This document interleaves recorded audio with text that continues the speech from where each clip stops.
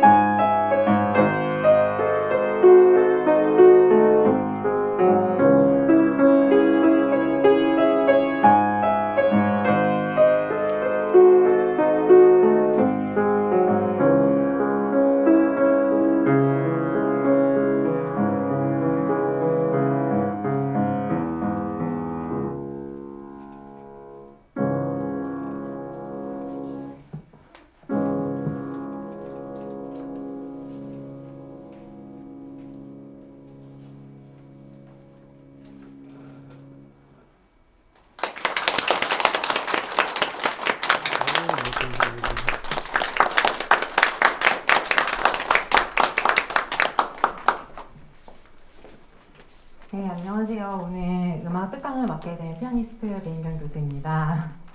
네, 올해 2020년은 사실 베토벤 탄생 250주년이 되는 해였습니다. 그런데 이제 모두 알다시피 정말 코로나19라는 사상 초유의 사태로 인해서 정말 문화예술계에서도 베토벤 탄생 250주년 기념해서 많은 정말 공연이나 행사들이 준비되었었는데 모두 다 취소가 많이 되었었어요. 그래서 혹자는 또 이런 이야기를 하더라고요. 사실 우리가 알다시피 베토벤은 뒤도 멀었었고 또 굉장히 또 삶이 녹록지 않았었어요. 베토벤 생애 자체가 굉장히 환란과 고난을 많이 겪은 작곡가였는데 누군가 이야기하기를 베토벤은 250년 전에도 그렇게 고생을 하더니 2020년 현재에도 그렇게 고생을 하고 있다 이런 이야기를 하더라고요. 사실 얼마 전까지도 그러고 좀 사실 지금도 그런데요. 그 온 세계가 사실 미국 대선으로도 많이 시끌시끌했잖아요. 근데 뭐 트럼프는 뭐 Make America Great Again 이러고 이제 거기에 맞서서 이제 바이든은 이제 트럼프가 조금 좀 차별 자국민 위주다 이래서 Presidency for All Americans 이렇게 또 구호를 내세웠잖아요. 근데 정치를 할 때도 그렇고 또 뭐 사업을 할 때나 심지어 뭐 교육을 할 때나 어떤 행사를 기획할 때 가장 이제 성공을 할 수 있는 가장 기본적인 아이디어는 이제 그 모든 것을 한 단어로 압축을 해서 표현할 수 있어야 된다 이런 이야기를 하더라고요.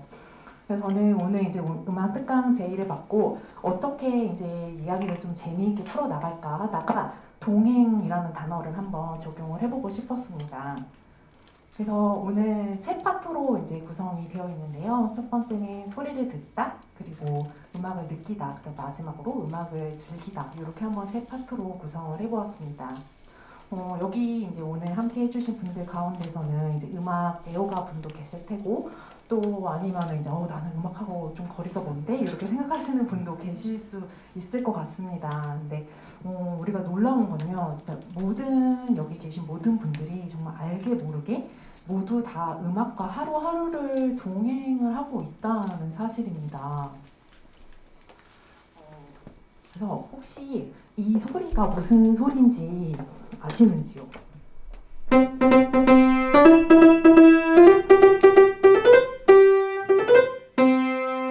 이게 뭐죠? 네, 지하철 들어올 때 나는 소리잖아요. 또 이건 어떨까요?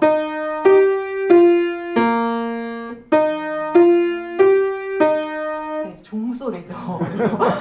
또 뭐?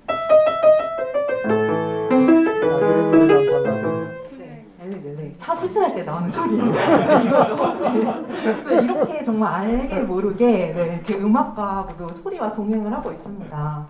근데 여기서도 이제 놀라운 건요. 이제 사실 우리가 음악을 듣다라고 표현을 할 때 hear the music이라고 하지 않고 listen the music이라고 이야기를 합니다. 그래서 그 이유는 hearing이라는 것은 이제 그냥 우리가 무의식적으로 그냥 이렇게 청각을 통해서 그냥 들리는 소리를 hearing 이렇게 이야기를 하고요. listen이라고 표현을 하는 거는 이제 그걸 듣고 실제로 이제 그 느낌을 가지고 정말 귀를 기울여서 듣는 것을 listen이라고 이야기를 합니다. 그래서 음악을 듣다라고 표현할 때는 listen the music 이렇게 표현을 합니다.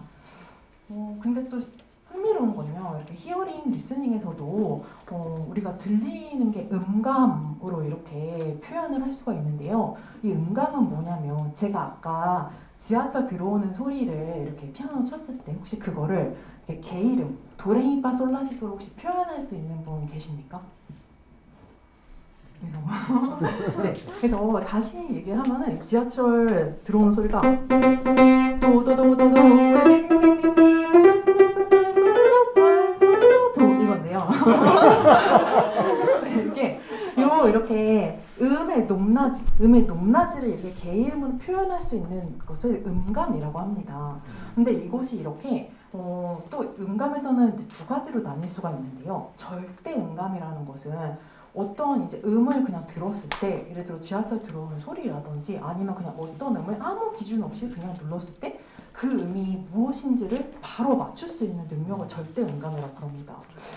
혹시 제가 한번 퀴즈를 한번 내보겠습니다.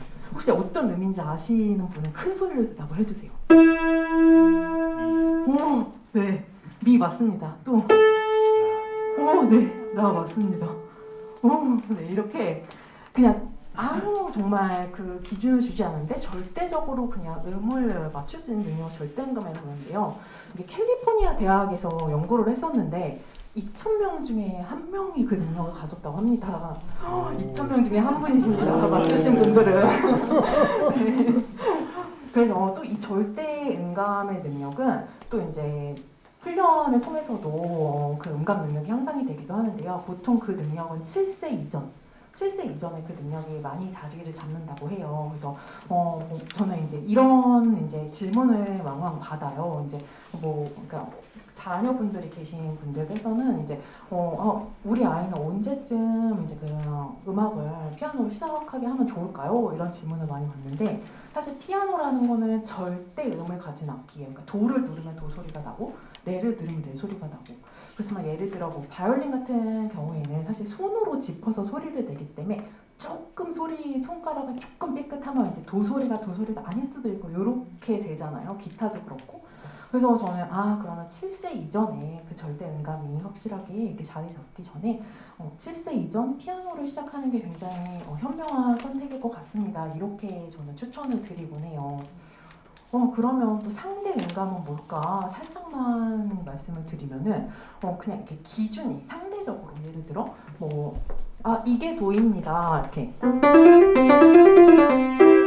이게 도입니다라고 알려주고 그러면 이거를 도라는 기준점을 먼저 듣고 그 도에서 상대적으로 솔의 음높이가 이거구나. 그래서 이게 솔이구나. 상대적으로 맞추는 능력을 상대 음감이라고 이야기를 합니다. 그래서 이렇게 재미있죠? 그 음감에도 우리가 여러 가지가 있어요. 그래서 뭐 드라마나 사실 뭐 영화를 봐도 이렇게 음악을 다루는 주제를 보면은 꼭 이 아이가 천재인가요? 이런 질문할 때 이 아이는 절대 음감을 가졌군요. 이런 이야기를 많이 하잖아요. 그때 나오는 그 음감의 개념입니다. 자, 그다음 두 번째 파트인 이제 음악을 느끼다라는 파트에서는요, 제가 이제 조금 익숙하게 어떻게 하면 이제 이야기를 풀어 나갈 수 있을까 생각을 해서 특별히 영화에 나오는 클래식 음악과 배경 이야기들을 해볼까 합니다. 그래서 조금 시대 순으로 한번 나눠봤어요. 저희가 17세기, 18, 19, 20세기를 나눠봤는데 그 중에 이제 뭐 비발디, 모차르트, 슈베르트, 쇼팽 요 정도 이제 오늘 이야기를 한번 해볼까 합니다. 그리고 이제 장르별로도 제가 한번 나눠봤어요. 그래서 변주곡, 소나타, 협주곡, 챔버 음악 요것들에 대해서 한번 재밌게 한번 이야기를 풀어나가려고 합니다. 그래서 이 아마데우스라는 영화는 굉장히 대작의 정말 영화이잖아요. 그래서 이 영화 같은 경우에는 이제 모차르트, 정말 천재 작곡가로 알려졌죠. 모차르트가 사망했을 당시에 굉장히 흉흉한 소문이 나돌았다고 그래요. 그래서 그 소문들을 바탕으로 이제 희곡을 썼는데 그 희곡을 바탕으로 영화가 제작이 되었습니다. 그래서 영화의 내용은 이제 그 당시에 궁정 음악가였던 살리에르와의 대결 구도를 그리고 있어요. 살리에르 같은 경우에는 그 당시에 이미 굉장히 성공을 한 작곡가였어요. 우리는 지금 모차르트를 다 알잖아요. 살리에르보다는. 근데 그 당시에는 살리에르가 굉장히 유명한 작곡가였는데 모차르트라는 천재, 자기보다 진짜 어린 그런 어떤 작곡가의 이야기를 이제 듣고 굉장히 시샘을 하고 자신은 이렇게 노력을 해서 정말 어렵게 성공을 했는데 이 모차르트는 굉장히 방탕하고 정말 그렇게 열심히 하는 것 같지도 않은데 했다 하면은 정말 그런 천재적인 능력을 발휘하고 성공인 거예요. 그래가지고 굉장히 살리에르가 그거에 대해서 이제 많이 좌절을 하고 또 이제 심지어는 정말 신을 막 저주하는 그런 단계까지 오게 됩니다. 모차르트는 16개의 변주곡을 썼습니다. 그래서 우리가 모차르트 변주곡 중에 잘 아는 게 그냥 작은별 변주곡 이렇게 이야기를 하잖아요. 근데 그 변주곡의 사실 주제는 우리는 이제 모차르트가 작곡했다고 많이 알고 있는데요. 보통의 주제들은 그 당시 유행했던 이제 가곡이나 오페라에서 그 주제 선율을 따온 경우가 대부분이었습니다. 그래서 이 우리가 작은별 변주곡을 알고 있는 그 주제도 모차르트가 작곡한 게 아니라 그 당시 프랑스에서 유행했던 가곡, 어머님께 말씀드리죠 라는 가곡에서 그 주제 선율을 가져온 것입니다. 그래서 제가 방금 설명드린 이제 그 변주곡을 조금 더 이제 제가 실제로 한번 보여드리려고 그래요. 그래서 원래 주제는 이제 우리는 뭐 여기서 반짝반짝 작은 별 이렇게도 요즘에 쓰이고 또는 뭐 A, B, C, D, E, F, G 요 곡조도 이제 여기서 나왔잖아요. 그래서 주제는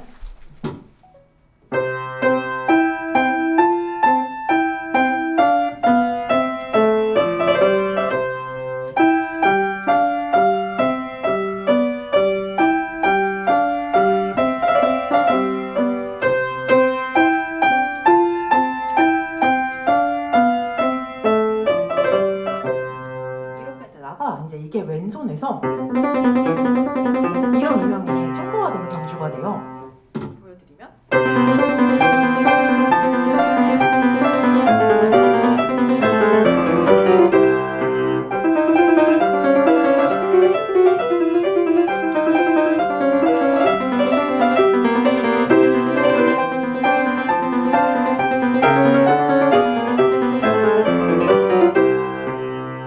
또 그런 거 하면은 이런 식으로 또 변주가 돼요. 아까는 이런 식으로 됐는데 이번에는 이런 어떤 변주가 되는데 이것도 한번 들어보실게요.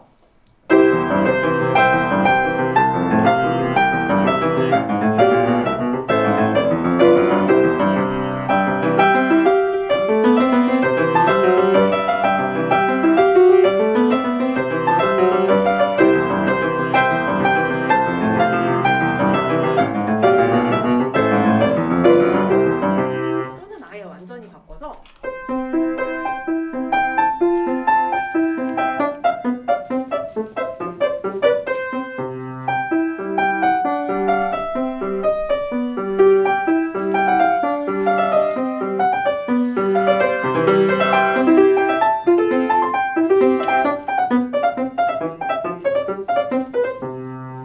이런 식으로 전투를 하기도 합니다. 네. 저는 감사합니다. 조금 특별한 또 이 변주곡을 가져와 봤어요. 바로 이 선율, 우리가 잘 알고 있는 작은 별 이 선율로 이거는 제 이제 졸업생 제자가 작곡을 전공한 졸업생 제자가 편곡을 좀 현대식으로 한 건데요. 그거를 한번 연주 한번 해보도록 하겠습니다.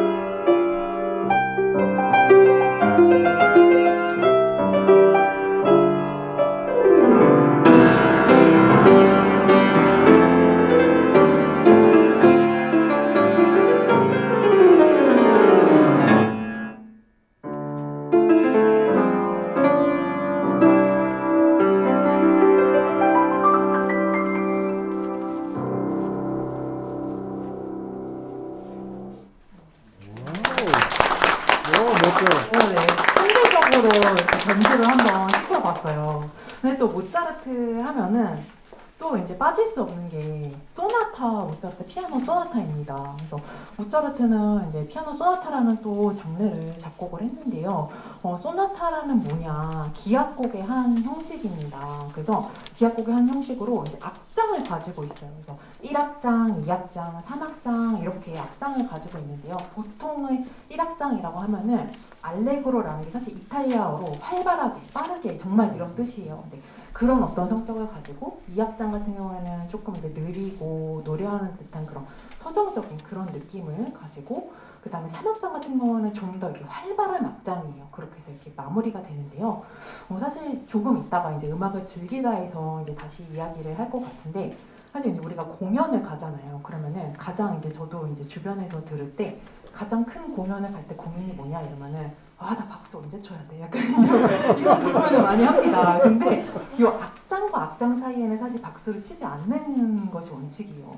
왜냐면 사실 1악장, 2악장, 3악장이 나눠져 있지만 이렇게 하나의 곡으로 보는 거예요. 그래서 이렇게 비유를 하면 조금 와닿을 것 같아요. 저는 사실 치킨을 굉장히 좋아해요. 근데 치킨을 먹을 때 다리도 있고 뭐 날개도 있고 이렇잖아요. 근데 다리를 먹었다고 해서 치킨을 뺏어가가지고 조금 그래 다리 먹었으니까 좀 쉬어 이러고 그런 다음에 날개를 주면은 안 되잖아요. 흐름이 끊기잖아요. 근데 연주를 할 때도 약간 마찬가지입니다. 악장과 악장 사이에는 그래서 이렇게 흐름을 끊기지 않게 하기 위해 큰 곡으로 보기 때문에 그렇게 악장한테 박수를 치지 않는다. 이렇게 우리가 생각을 하면 쉬울 것 같아요. 그래서 사실 모차르트 소나타 중에서도 우리 가장 잘 알려져 있는 게 이제 C메이저 504, 작품 번호 545인데요. 요거 아마 들으면 이게 모차르트 소나타 C메이저구나 라고 이제 아실 것 같아요. 그래서 그 중에 1악장만 제가 한번 연주를 한번 해보도록 하겠습니다.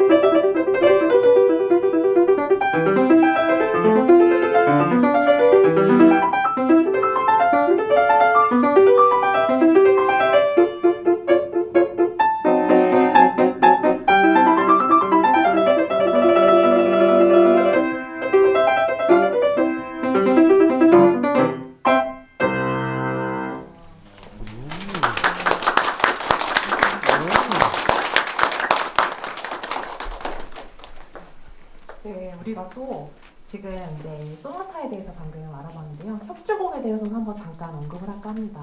협주곡이라는 또 장르가 있는데요. 이거는 관현악단이나 오케스트라가 이제 독주자, 솔로이스트와 함께 연주를 하는 형식을 뜻합니다. 그래서 이제 뭐 보셨을 수도 있을 것 같아요. 오케스트라가 쫙 있고 그 앞에 피아노 독주자가 있고 또는 바이올린 또는 첼로 이렇게 독주자와 오케스트라가 함께 연주를 하는 악곡의 한 형식을 협주곡 콘체르토라고 합니다. 실제 하다, 경연하다라는 그런 뜻을 가지고 있는데요. 그 어원에서 이제 기인을 했습니다. 그래서 이것도 협주곡도 역시나 세 개의 악장으로 구성이 되어 있어요. 근데 이 협주곡 같은 경우에는 조금 시대별로 양상이 다른데요. 우리가 사실 18세기 초중반, 그러니까 그 전도 뭐 그렇겠죠. 17세기, 18세기 하면은 사실 그 시대에는 귀족, 왕정들이 시대였어요. 그래서 음악도 그들을 위한 음악들이 발달을 했어요. 그래서 왕족을 위한 음악, 귀족들을 위한 음악. 그래서 사실 그때의 음악을 보면은 사실 어려워요, 음악이.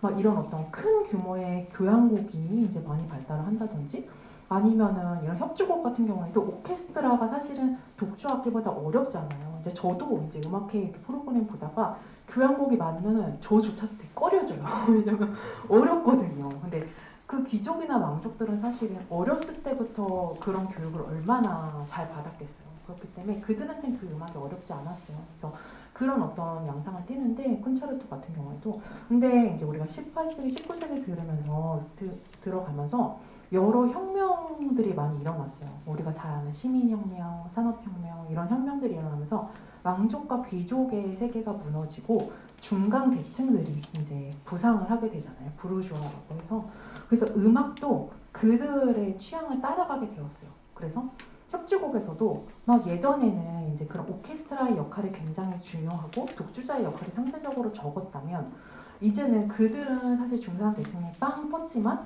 왕족이나 귀족처럼 막 어렸을 때부터 그런 교육을 받은 건 아니었어요. 그러다 보니까 음악도 조금 쉬워져야 되는 거예요. 그들의 이제 입맛에 맞춰서 그래야지 이제 후원도 받고 할 테니까.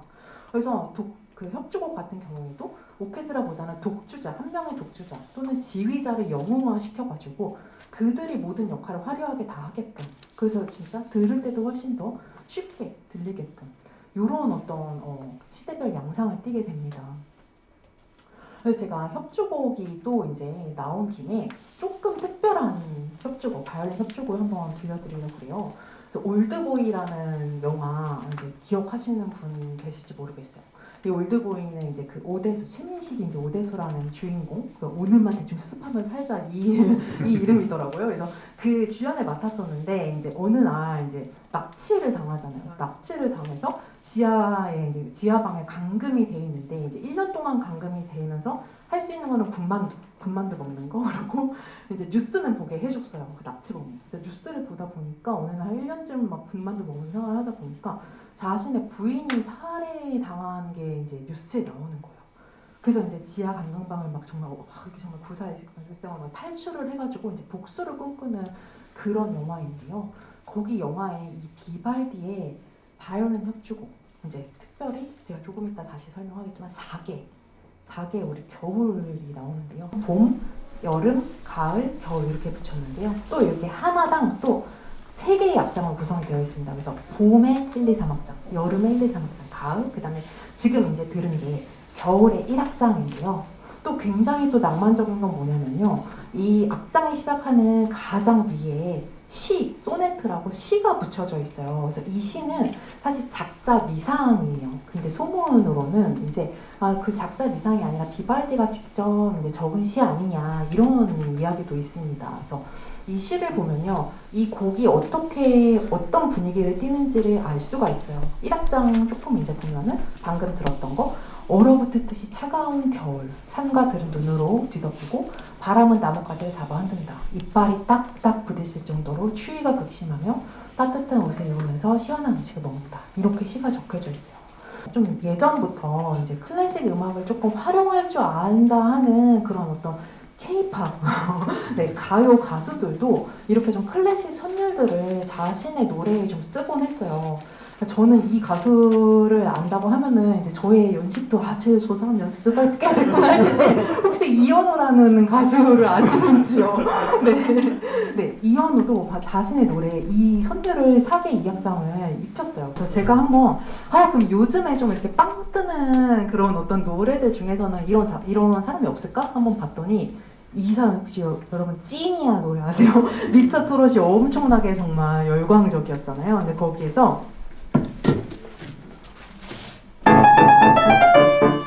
이게 사실 어디서 온 거냐면은 근데 영탁이 이거를 활용을 했어요. 그래서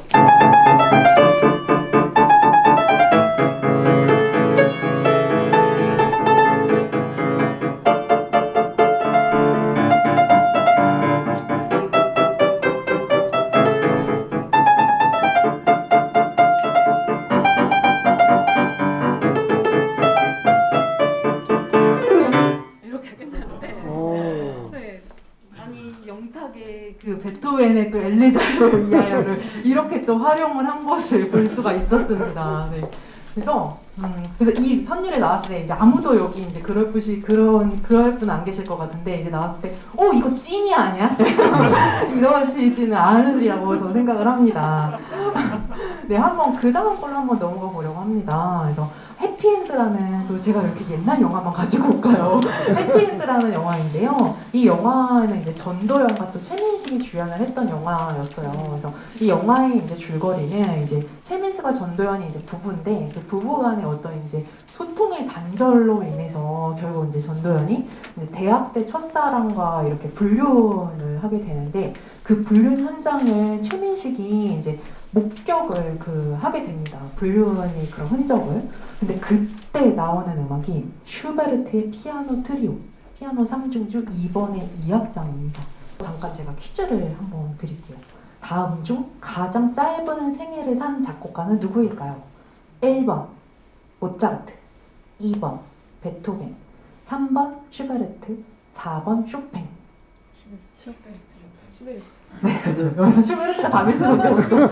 우리는 사실 모차르트라고 많이 알고 있잖아요. 근데 모차르트는 35살까지 살았고 슈베르트는 31살에 생을 마감을 하게 됩니다. 그래서 매독이라는 이제 병에 걸려서 죽게 되는데요.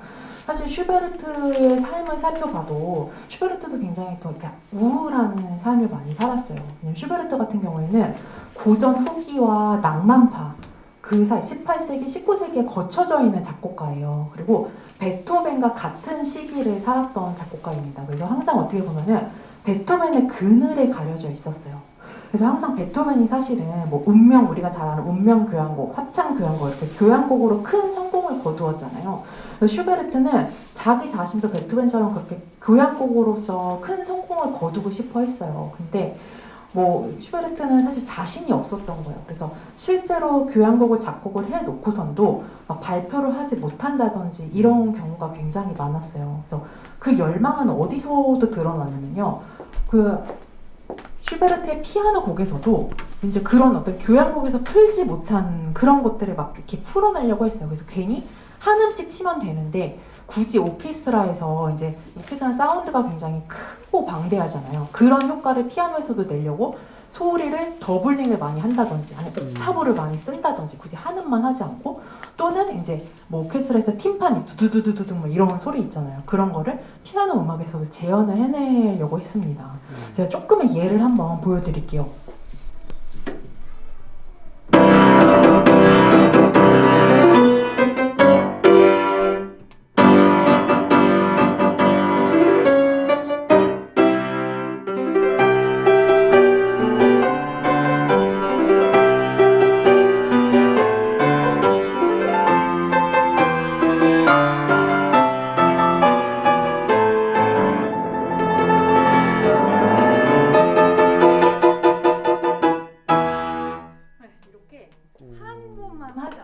막 광광광광광 이러고 막 두두두두 이런 효과를 많이 나타내려고 했어요. 그러니까 교향곡에서 풀지 못한 열망을 어떻게 보면 피아노 음악에서도 풀려고 한 거였겠죠. 근데 사실은 이제 되게 아이러니한 거는 슈베르트가 사실 성공을 한 분야는 교향곡도 아니고 피아노도 아니고 사실은 가곡이었어요. 정말 600곡이 넘는 가곡을 슈베르트는 작곡을 했는데요. 그것 또한 사실 피아노 음악에서도 나타납니다. 가곡은 노래잖아요. 그래서 노래하는 듯한 선율은 슈베르트의 트레이드 마크라고도 할 수가 있어요. 한번 조금의 예를 한번 보여드릴게요.